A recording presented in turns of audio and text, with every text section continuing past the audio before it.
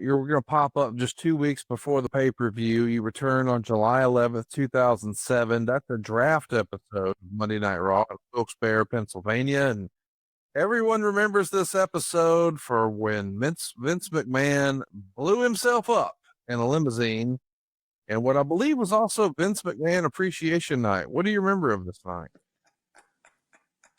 I was really upset about it.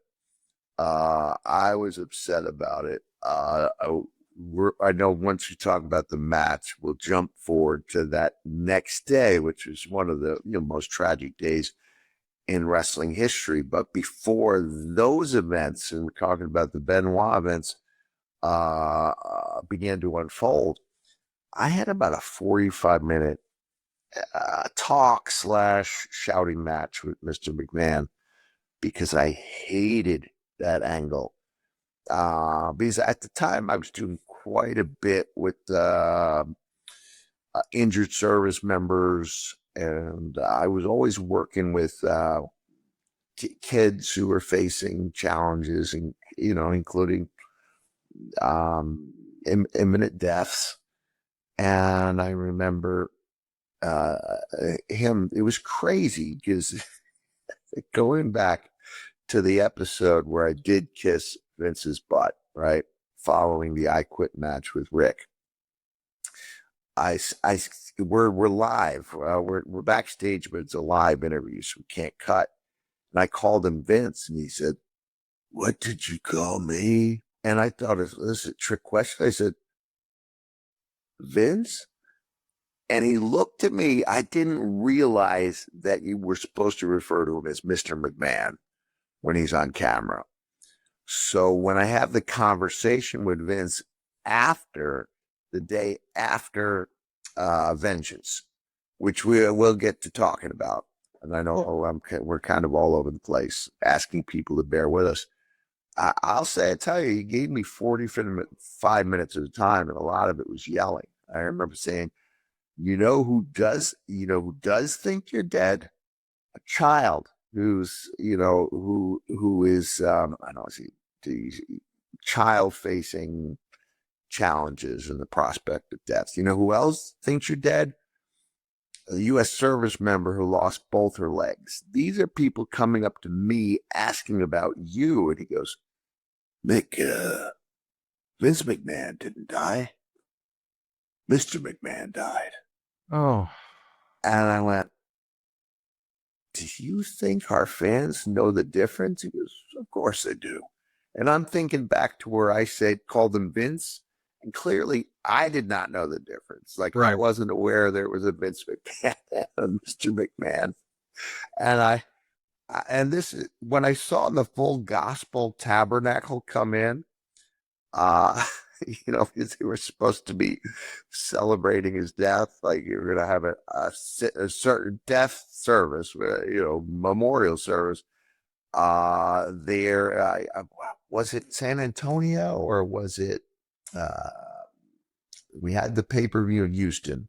That's right. So I don't know if we were in San Antonio or Corpus Christi the next day. I think it may have been Corpus Christi. And I was like, I can't, I don't know if I demanded that I leave, but it was probably more along the lines of, Nick, if you're not comfortable, you don't have to be here. And so I took off, and I missed out on all the tragedy that unfolded as, do you want to go back to Vengeance and Yeah, we'll get there. But you're all right. It was in Corpus Christi, Texas, the very next day, June 25th. The thing that made me laugh about the Mr. McMahon, Vince McMahon thing, do you recall way back when Hulk Hogan was suing Gawker, there was a discussion, something he said on the radio. Okay. He goes on Bubba the Love Sponge back in the day. Of course, that was a big piece of the story. And sure, there's a conversation where he's on the show, the radio show, Shock Jock show, and he says that Hulk Hogan has a certain length piece of male equipment. Right. And then when he's quizzed about that on the stand, he has to say, I do not have a certain length piece of equipment. And he says his real name, Terry Bollea's piece of equipment, is not so and so size, but Hulk Hogan is. And it tickled me then, and it tickles me now. Mr. McMahon is dead. Vince McMahon is alive. Oh, man. Something that Mr. Bollea maybe doesn't. Amazing. The closest I can come to that is Mick Foley can't sing. Dude Love can sing. Well, So he's a changing character. That's a little bit different than the piece of equipment. I don't even know how that's physiological and possibly. It's not possible. But I that think was it's also how Ric Flair was billed as being 6'2" or 6'1", and he's 5'10" or whatever. Yeah, I thought he was a 6-footer, wasn't he? I don't think so. Maybe I don't know. Maybe he at the Mick Foley route and he shrunk a little. I don't know. Conrad, without Vince's belief in me, we're not doing this podcast, right? Right. Like no one's doing a podcast with me based on having a fairly good run from 91 to 94 WCW. So I owe a lot to Vince. He wasn't a perfect man. I still maintain he was a great man with a couple of flaws. And so it's really interesting to look at that. And it's interesting to see how often I was referring to him as Vince McMahon, not knowing Right. by that point he wanted to be Mr. McMahon exclusively.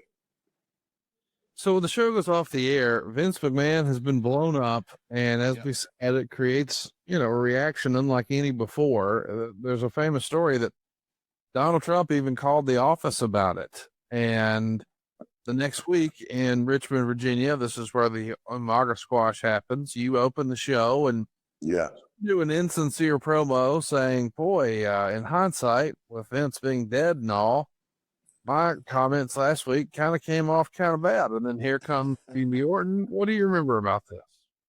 Nothing. I don't remember that at all. Because I think because I was so upset about the Vince thing, that these other anything past that is not something I would have committed to memory.